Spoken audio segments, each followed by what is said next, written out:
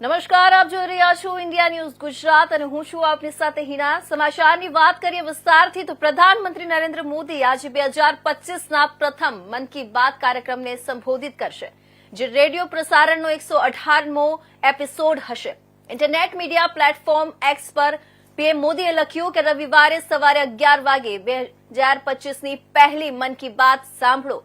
પ્રધાનમંત્રીએ કહ્યું કે હું દેશભરમાંથી સમાજની શક્તિ દર્શાવતા અનુકરણીય સામૂહિક પ્રયાસોને પ્રકાશિત કરવા માટે આતુર છું। મન કી બાત એ પ્રધાનમંત્રીનો માસિક રેડિયો કાર્યક્રમ છે, જેના દ્વારા તેઓ દેશના નાગરિકો સાથે રાષ્ટ્રને લગતા મુદ્દાઓ અને વિષયો પર વાતચીત કરે છે। સામાન્ય રીતે મહિનાના છેલ્લા રવિવારે થતી મન કી બાત હવે 19 જાન્યુઆરી સુધી મુલતવી રાખવામાં આવી છે, કારણ કે દેશ 26 જાન્યુઆરીએ પ્રજાસત્તાક દિવસની ઉજવણી કરશે।